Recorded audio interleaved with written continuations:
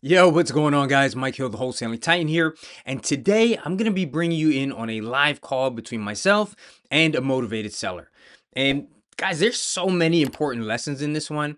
And that's why I wanted to bring you in on the actual call so you can hear what it sounds like between a seller with some real motivation and someone who's been doing this for 14 years. And that's me, right?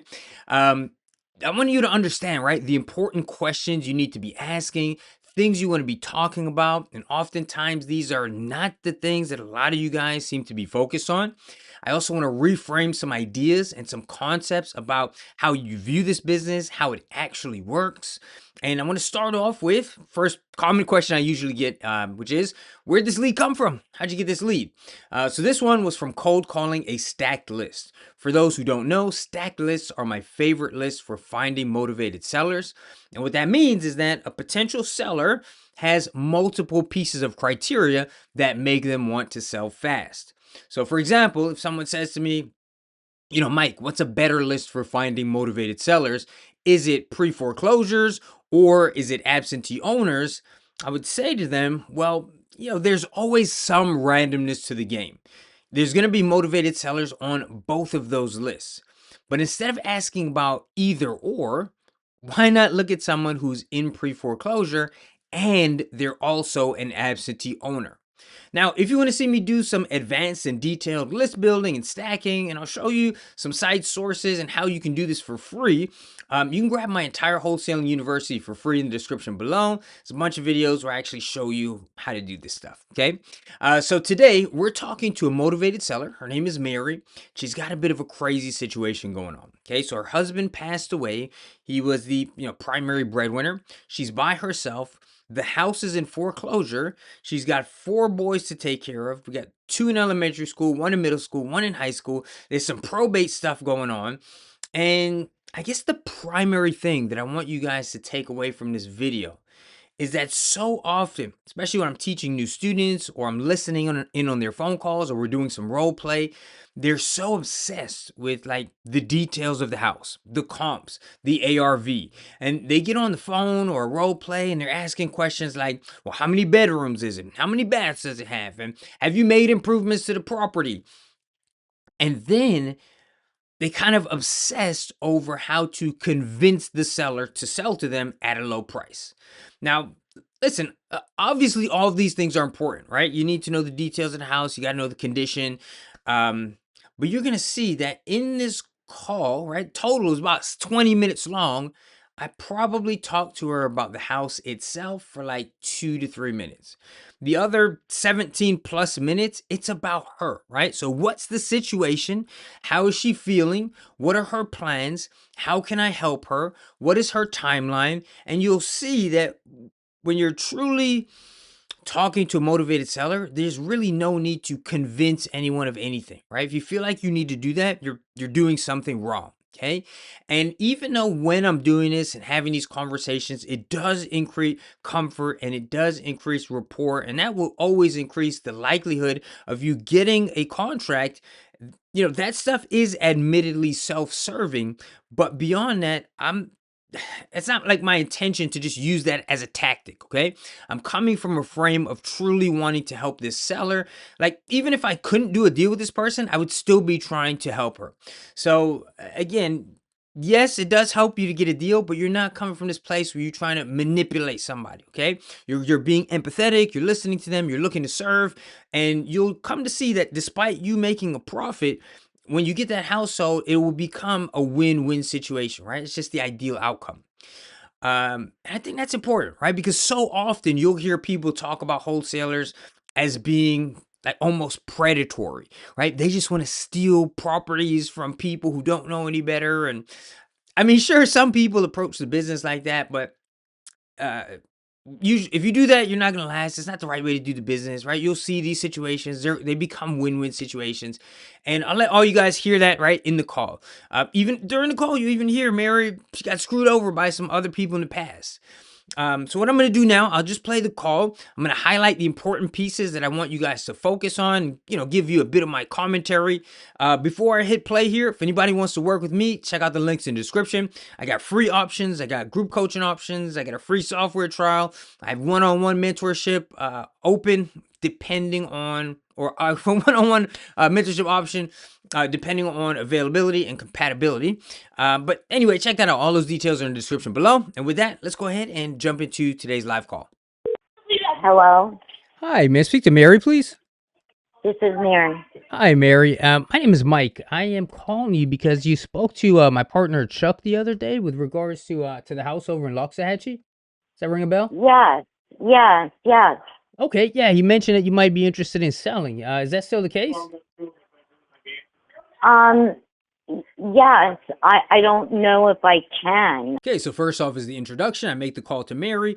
You'll notice that my energy pretty good, right? I'm not super excited, but I'm happy to talk to this person. Tonality wise, it's very casual. It's almost like I'm calling someone that I haven't spoken to in some time, right? So pretty simple. Hey, can I speak to Mary, please? Yeah, this is Mary. Hey, Mary, this is Mike. You spoke to my partner the other day regarding that property at, in Loxahatchee. Does that kind of ring a bell? Right. And so, again, that upward inflection in my voice tonality, again, it's just keeping it very, like, friendly, I guess, for starters. So backstory, this is, one of my students had called initially. So again, I give you the leads for my students, right?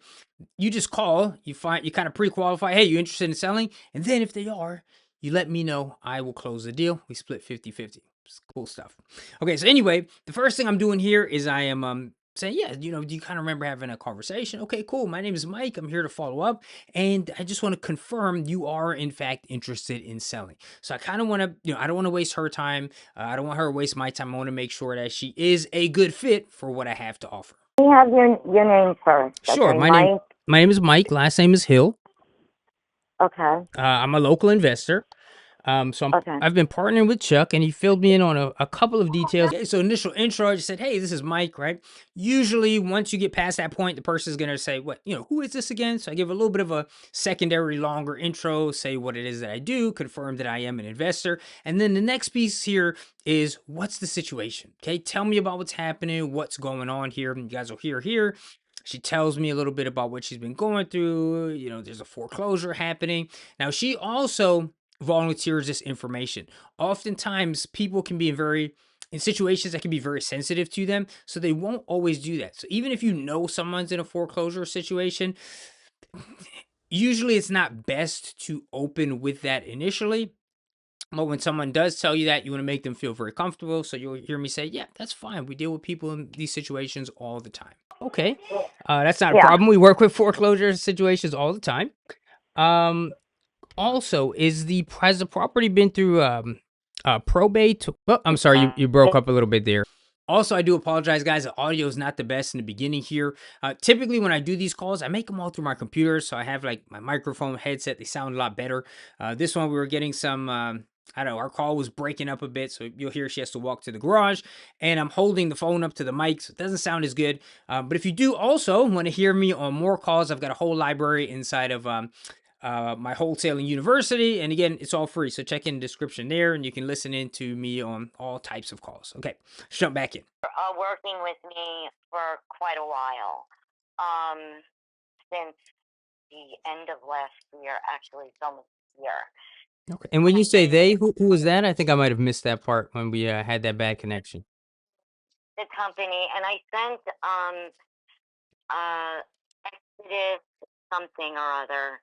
I sent the name of the place to Doc, Okay.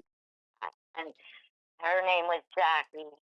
And I sent him the information that I had. Obviously, I trusted them to, say that it's going to be okay. You can. I needed to get out of here anyway because Mhm. I couldn't keep up the house. Period. And so this was the way that they suggested. I'm by myself with 4 boys, so it's just now. I don't really have anybody to talk to about the situation. Like I should have done something differently, I guess. So her name was Jackie at Exodus House something. Chuck has that information. I texted that over to him, and so they came here and they said, well, if they're going to start foreclosure on the house, we can work with you with this and drag it along as long as we can for maybe a year. This way, then maybe you can accumulate some money, but we will be guaranteeing you $10,000 at the end. And I thought, you know, this is the best that I'm going to do. I had nobody else to turn to ask about it. Okay, so she basically just stepped out to the garage to hear me a little bit better. I called her back from the cell phone. This is where the audio is bad. It gets a little bit better, but now I'm trying to get the details of the situation. So we've already confirmed that there's she's in probate. We got some I'm sorry, she's in foreclosure and in the pre-foreclosure process, and there's some probate stuff going on. And now she continues to tell me a little bit more about the situation. Apparently there were some people trying to supposedly help her out here, and she doesn't even know the exact nature of what specifically they were even doing. She should, right? But it's not uncommon in these types of situations, especially if you had someone else who was handling things like, the bills. So she's a little bit in the dark, and I'll let you listen in, and then I'll come back with a little bit more commentary on that situation. So I Right. went, with them. And then it just recently went into court, and I don't know what happened. It was the foreclosure went was going through or did go through, and he says, "Well, it didn't go the way that we wanted it to go, so our deal's off." Wow. All right. So at this point, I have an idea about the situation pertaining to the house itself, right? So we got a foreclosure situation going on. She's been given notice. There's some probate stuff going on. The husband has passed away. But now I'm also getting insight into her situation. What has she been through? And so apparently a group approached her, and it does seem a little bit crazy, right? In an ideal world, she should know these things, but oftentimes you'd be surprised how often a seller is kind of in the dark. They're not really sure. They're uncertain about, finances or where things stay. Or I always say people don't realize that shit gets real until shit gets real, right? So they may delay or procrastinate or not read their mail. Also very common if someone passes away and that other party was the person handling things like the finances, the bills, paperwork, etc. So anyway, some company that she doesn't even recall the name of approached her and said, "Hey, we're going to work all this out for you. Just give us." And she gave them she gave all of the documentation she had to this company, and they said they're going to take it to court. They're going to work with her, and they talked to her in the beginning. Um, at this point, still early in the conversation, so I'm not sure who this is, but it sounds to me like it was either another wholesaler who they just didn't perform, who was going to flip the property, didn't perform, and or maybe a realtor who said they were going to take her stuff, go to court, try to work out a short sale, but then they just kind of ghosted her. They just disappeared on her, which is a really messed up thing to do to someone. But in her mind, even though maybe she should have been more diligent with checking in, um, maybe ask for proof and things like that. But anyway, in her mind, she thought this problem was solved, and they promised her they would solve it, and then they just ghosted her. Okay, so that's kind of the situation that she's in right now. Another thing I want to mention here is that at this point, right, I will always tell you guys, hey, make sure you have the asking price, right? How much does the seller want? And the reason we do that is because, again, you don't want to waste your time, their time. You want to be very direct. I have a couple videos I talk about. It's not just that. Not only does it make negotiation easier, but it's also about the dynamic. Anytime you have two parties dealing with each other, there's usually a hierarchy in terms of a power dynamic, in terms of who needs who. So I can go into more of that, or I'll put it in a card somewhere. But the idea is usually you would say, well, how much do you want for the property? And it's not a firm number or anything like that. You just want to see, are you guys at least in the ballpark? Because otherwise, we don't really need to be talking. All right. Now, you'll notice in this call, I actually did not do that at this point. And the reason for that, right? And because you if you've heard me, I don't know, chew out some of my students say, man, you say always to ask for that, and you didn't do that. Well, the reason being is she told me that she would be content when she was reiterating the story of her dealing with this other company, that she was content walking away with $10,000. So rather than asking her to blurt out a number or coming back, I have that in the back of my head, and you'll see later in the conversation I go and figure out what's the balance owed, and so I'm reverse engineering her asking price from there to see kind of where we stand. Yeah, Helpful there. I said, well, wait a minute.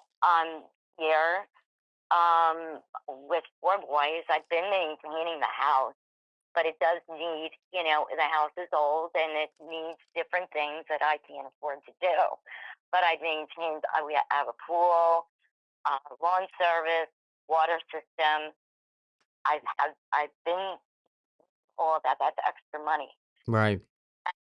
I said, I don't think this is fair that, you're doing this.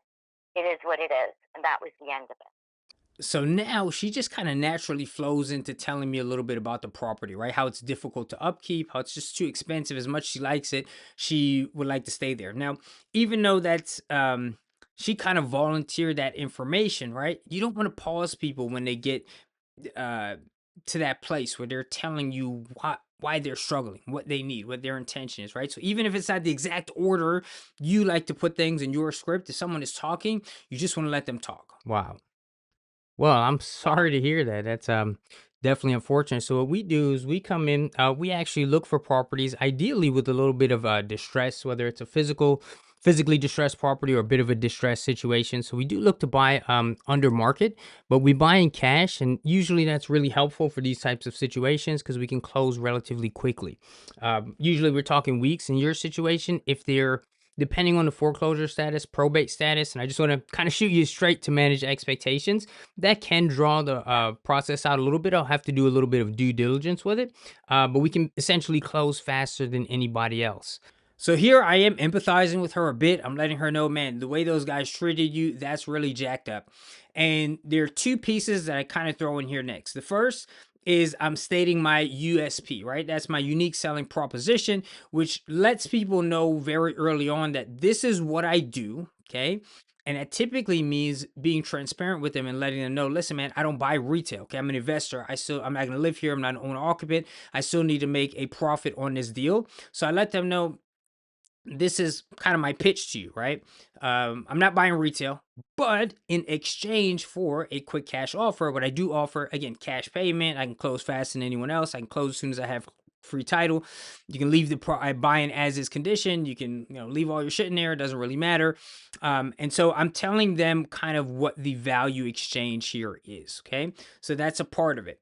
The next part of it is that I am I guess distinguishing myself from these other people, right? Who screwed her over. I'm showing disdain for them. I'm showing that, hey, I'm really sorry that you went through that. Part of that is just giving that empathy, right? But the other part of that is letting her understand, like, I'm not like those people. Like, I won't do that to you. Whether we can do a deal or not, that's another point that I make. And that also is a part of that is inside of my showing my value proposition. I even say, if we're a good fit for each other. I'm not desperate. I'm not desperate to buy this property, but I would love to help her. And if it's a good fit, I let her know that as well.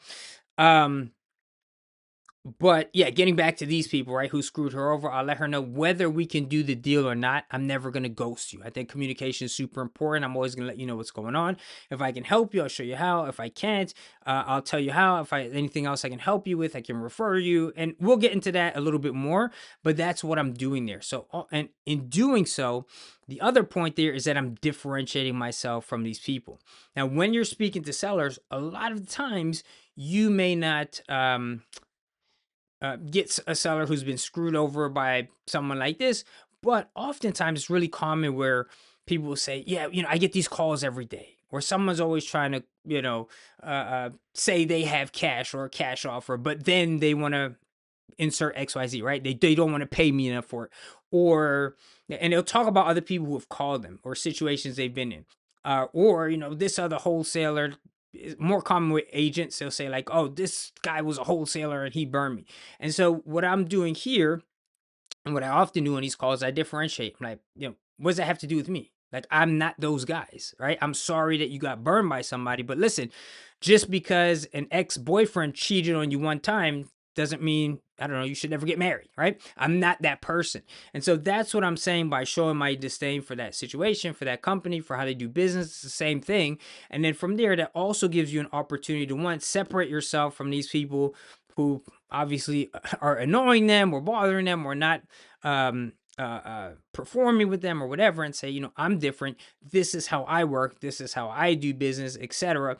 That builds comfort. That builds trust. It doesn't let them group you in with like those other folks or what have you. And it also shows the sub communication here is that you have some experience. You know what you're doing. You've done this before. You have a standard way that you do these things, your standard operating procedures, which means if someone has a way that they're doing things, it probably means that they're competent. It also gives you a chance to educate people. When people say, oh, these guys are offering too low, you can educate again. Hey, listen, I'm buying as an investment. You can do different justifications. You can show them numbers, and this is why I need to buy here, and this is why my offer makes sense, etc. But you've given yourself that path to, I guess, kind of justify that for them. Also, in explaining my process, I do point out, listen, I just want to manage your expectations and kind of hit you with maximum transparency. So you do want to manage those expectations, as well as talk about how your process works, as well as you get later down the line, kind of educate the seller, right? What they're looking at. Also, you'll show them kind of what the, not like, repercussions would be, or if they don't want to sell with you, right, what could potentially happen. Just to get an idea of what you're looking at here, one, would love to know kind of what your needs, your timeline is. Is it, from what I'm understanding, just kind of as soon as possible? Yes and no. With that, I've been packing since a year, so I've got boxes all over, and I've got rid of a lot of stuff. But I need to know where I'm going. That was gonna be my next question. Okay. No, I mean, I need to stay out in this area because the boys are. I have a set of twins that are 10. They're in elementary school right around the corner from me. The 11-year-old is in middle school, and then I have a high schooler. You have 10, 2 tens and 11 in high schooler. That is a that's quite the handful. Yeah, my daughter just got to high school as well. So that was a new transition. Yeah. Yeah, well, it's, you know, he's a junior there. He's a straight A student. He's in ROTC, and Oh, he's that's excellent. a lot of dodge to go into the Marines. Wow. Uh, Okay. really Army ground bound, Marine bound. It's the little guys that I need to really just stay in this area for till Joey graduates. He's a junior now. And then my son is up in like Sarasota area, and that's where I want to end up. Sarasota. Okay. So I just can't. I just can't uproot Joey. The little guys, it wouldn't really matter, but I can't uproot him. Right. Too far along here. So I really do need to stay for 2 more years. But as far as with the house, um, with the money, will I get anything out of here to move? That's my biggest concern. Right. Whole situation. You Eh, know, they promised me a certain amount, and they said, yeah, it could be anywhere between 10, 20. It just depends. And I'm like, well, that's better than nothing. So I need to kind of stay local in this area for now. Um, Right. And so do you think you would maybe like rent for the 2 years, or did you have kind yeah, of a plan in yeah, mind? Okay. I would just rent. Okay, so next I'm just asking her what her needs are, what her timeline is. This is something that's just important to understand how you can help someone, how you can serve them, what they're really looking for. That will also impact oftentimes how you structure the deal. Some people, and I've been in situations, like an example, right? Someone wants to sell the property, but they need to stay in the house for 30 days before they can move, but it needs to be 30 days after closing because they need that money to move. And then you'll work out with the title company where they do a holdback from the funds. And then if they don't get out in 30 days, it's a per diem charge or what have you. But that helps just you to kind of move the deal along when you understand what those types of needs are. Helps you work out, timeline. Some people it's important. I want to sell this thing immediately. Some people they need a little bit more time. So structuring the deal that way helps. But really understanding kind of what her needs are and how you can help them. I've helped people with moving companies. I've helped people with realtor recommendations to find places to downsize to. So things like that are important. Also, this is a good question. I always tell you guys, go for price first. What's your asking price?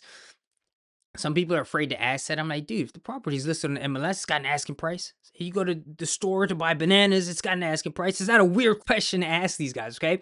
But anyway, a lot of people, and because it's common knowledge now, like whoever names the price first loses. A lot of sellers, they will they push back initially. And I also have some scripts and some loops to show you how to get kind of through that and past that. Because you usually get that initial pushback, but it's not too hard, especially if someone is motivated, to get them to kind of break out. Hey, yeah, I know, but do you just have kind of a ballpark figure? All right, just to make sure, again, we're not wasting each other's time. They'll usually come around. But if they are a bit hesitant at first, remember, the more hesitant, probably the more they push back on this question, oftentimes there's a higher correlation with less motivation, just to keep in the back of your head. But if they don't want to answer that immediately, sometimes it just takes a little bit more rapport building and then you get there. But if not, that's fine for now. But then you can ask questions like this. Okay, well, what's your timeline? How soon are you looking to leave?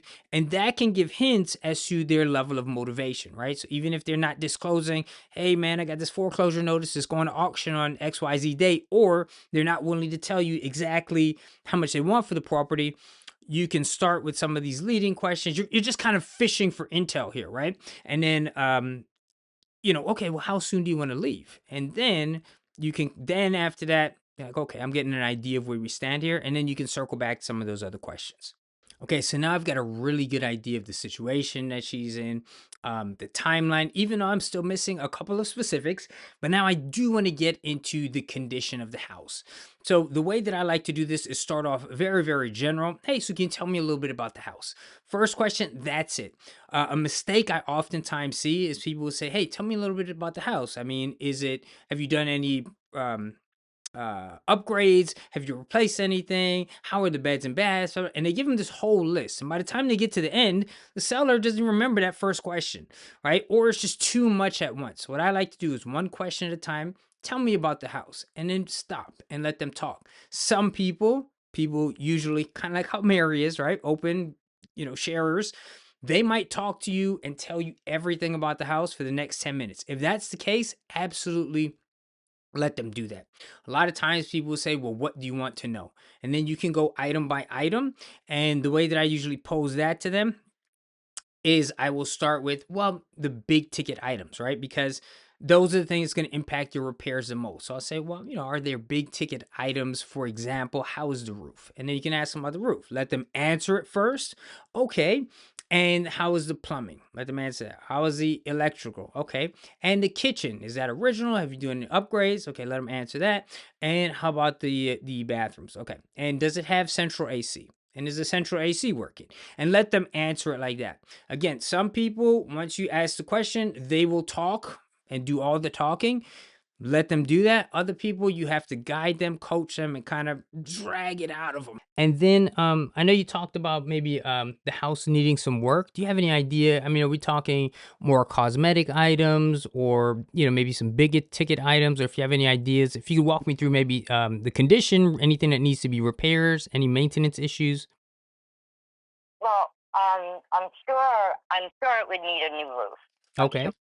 Um, we did that years and years ago, but I'm positive it needs a roof. I mean, I've had a small leak in the garage. It is a 3-2. The main house is a 3-2, and then we converted half of the garage into another room with another bathroom. So it's 3 baths and 4 bedrooms.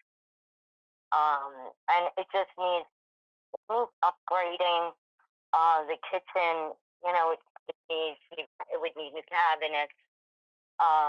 stuff like that. More cosmetic Mhm. stuff that, I mean, if my husband was alive, it would have been totally different. But I couldn't keep it up. He's been gone for 10 years. It's kind of the inside has. We did all a lot of cedar. The walls are cedar, light color cedar, and tile floors that just need major cleaning, updating. The bathrooms are old, original. I'm sure anybody who would, if it was me, I would want to redo the bathroom. Cosmetically things like that. We have AC and water system out here. That's another thing that I think maintaining. You got to maintain Right. because we're all on wells. So, I have a guy that comes over monthly and he takes care of the water system, and I have a pool guy and I have a lawn service. So, I have to do that. And for whatever reason, and I've had FP&L out here so many times. My electric bill is ridiculously high, and I don't know whether it's even checked the pump, pool pump. My electric bill is like $600 which is very high. Right. Here. Yeah, that's what Four Boys does, right? And now you're also starting to understand what her needs are and what her pain points are. Okay, so she's has difficulty, maintaining. She can't pay for this house. She thought somebody was going to help her. They did not help her. She's in this situation. She's stuck. She doesn't know what to do. And so the reason I'm kind of harping on this a little bit is because this is what a true motivated seller sounds like. She's got a lot of stuff going on. But the idea here is if you think that, hey, I need to convince somebody, to sell to me at a low price, and I got to do all these crazy sales tactics and use, I don't know, the latest trick that I saw in a YouTube video, it's not like that, man. It's much more. I always use the analogy. It's not like we're trying to convince someone to do something. It's like playing a game of hide and seek, right? Where you understand that motivated sellers already exist and you're more or less trying to find them, right? You do a little bit of pre-qualification to see, is this a good match? You don't try to make it a good match. The other analogy I like to use is it's like a pawn shop for real estate. You don't go and try to drag people into your pawn shop, say, hey, come in here and sell me your shit for 50% of what it's worth. You understand the people who need that money, they need it timely, they're in some distressed situation, they come in there and they need that assistance. So I just want you guys to understand, sometimes you'll get on the phone with some of these sellers and they'll say, well, you make me an offer. And that's actually very common, even if they are motivated. But understand, if somebody's really, just pushing you and telling you how low your price is, and you need to come up and you need to make me an offer first, and you need to do this, that. Oftentimes, like, I don't need to do shit. It's that, I'm an investor. I have hundreds of thousands of properties I could potentially buy. A motivated seller has one property they really need to sell. If people are playing those games with you very early, oftentimes, there's exceptions to every rule, but oftentimes they're just not motivated. Just keep it moving, okay? When a motivated seller sounds like this, now you get in this place where, yes, you understand there's some profit to be made here, but also this is someone that really does need you, and this is someone that you can help, and again, really make that win-win situation. And again, in terms of helping you with a relocation, I've got a huge network, so we can help everything from a moving truck to a realtor, and I will not disappear on you. Oh God, that's Mhm. what I just pray. I mean, I know it's a sticky situation. Mhm. It's hard for me to sleep nights. I'm so afraid. I haven't even been going anyplace because I'm so afraid that if I come home, there's going to be a lock on my door and I'm not going to be able to get back in my house. Mm, mhm. I'm scared. I can't sleep nights. I'm just plain out scared. So I have to come to, and I want to move. It's not that I don't want to move, but they left me in such a lurch, Right, right, sure. know, and then walked away and just walked away. Mhm. I mean, I thought even if okay, it didn't go well. Well then, okay, so what's the alternative plan? So at this point in the call, Mira's actually got to go and pick up the kids from school, but she does verify for me at least her approximation of what she believes to be owed, and we'll still figure that out a little bit later, right, to get the exact amount. But for as wholesalers, like you do want to get that information, but you can still make your offer, okay? And but I think what the real takeaway here is that, you see she kind of keeps cycling back through that emotional state, okay? What she's thinking as she's overwhelmed, as she has a connection, to this property and has sentimental value, but she just can't keep up. And the biggest thing that I don't know, just it's heartbreaking, right? Is that she's like, Mike, I am scared to go to sleep at night. I get so nervous, like I'm having panic attacks. I don't know what's gonna happen. I don't know if I come home or am I gonna be locked out. I don't know how this works, right? And so that's the biggest takeaway that I want you guys to have from this video, right? So after this, obviously, I take the information, put the contract together, send that over to her. But the biggest takeaway here is that, we didn't talk too much about the house. And even as you move through the process of selling, right, you have your inspection period. If buyers go in, they find other things, you can renegotiate all those things. So the numbers, especially rehabs and stuff like that, I'm sorry, repair costs, you can still deal with that. But what I always recommend is really kind of understanding the seller, where they're coming from, etc. And I have other videos, obviously, where I break some of those down in more detail. But the takeaway that I want you to have from this video is to understand that there are people that really need you, okay?